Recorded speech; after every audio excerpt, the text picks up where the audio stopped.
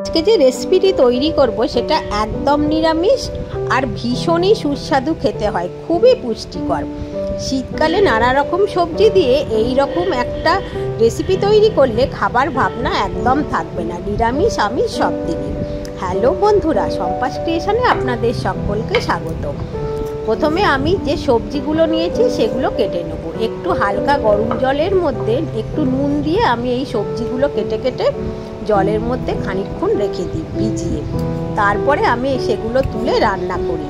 একটা সুস্বাদু মশলা দিয়ে আজকে এই রেসিপিটি তৈরি করব, যার জন্যেই এটা অত্যন্ত সুস্বাদু খেতে হবে আর খুবই সহজ তৈরি করা। এবার একটা একটা করে সমস্ত সবজিগুলো আমি কেটে নিচ্ছি। শিম কেটে নিলাম, তারপরে কেটে নিচ্ছি বিন।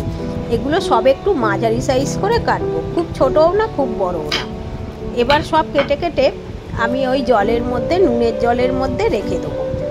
এখন নিয়েছি রাঙা আলু, রাঙা আলুটাও ওইভাবে কাটবো একটু বড় মাঝারি করে। আর আলু নিয়েছি, গাজর, বিট আর একটা বাঁধাকপি, ছোট বাঁধাকপি। তো এইভাবেই সমস্তগুলো একই রকম সাইজ করে কেটে নিচ্ছি, যাতে সিদ্ধ হবার সময় সব সুবিধা হবে।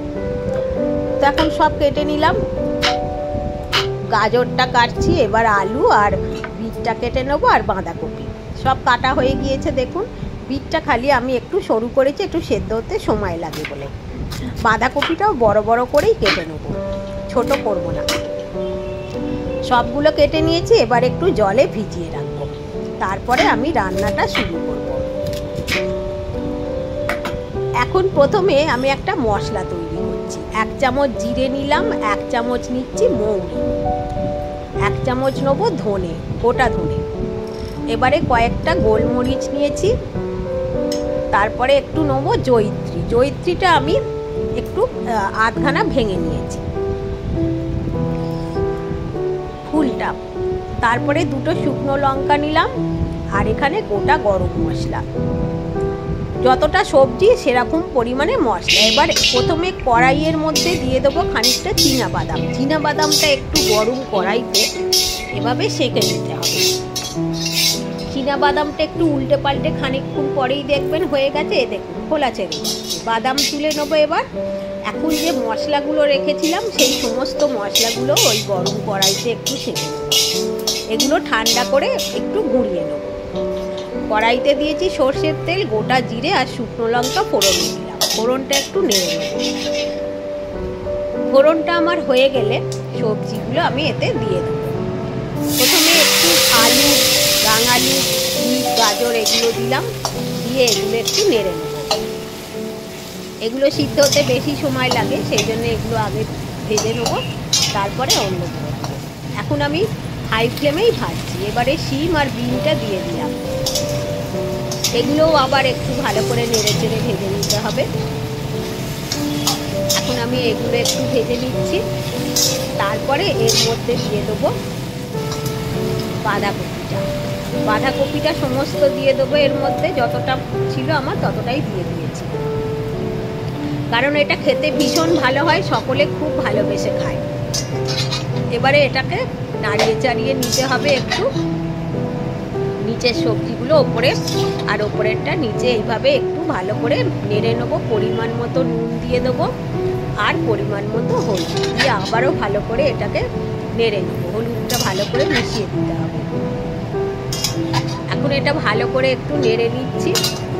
নুন দেওয়া মাত্রই খানিক পরে দেখবেন সবজি থেকে জল বেরোতে শুরু করবে।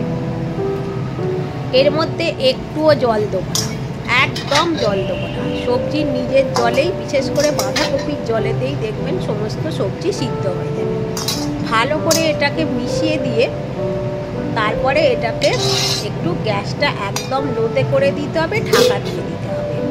একদম ঢাকা দিয়ে গ্যাসটাকে একেবারে আস্তে করে দিয়েছি। এখন বাদামগুলো যে নিয়েছিলাম সেগুলোকে একটু মিক্সি জারের মধ্যে দিয়ে দিলাম, আর যে মশলাগুলোকে শুকনো খোলায় গরম করেছি সেগুলো একসাথে সমস্ত গুঁড়িয়ে নিলাম। সব গুঁড়োনো হয়ে গেছে, আর এত সুন্দর একটা গন্ধ বেরোবে মশলা থেকে।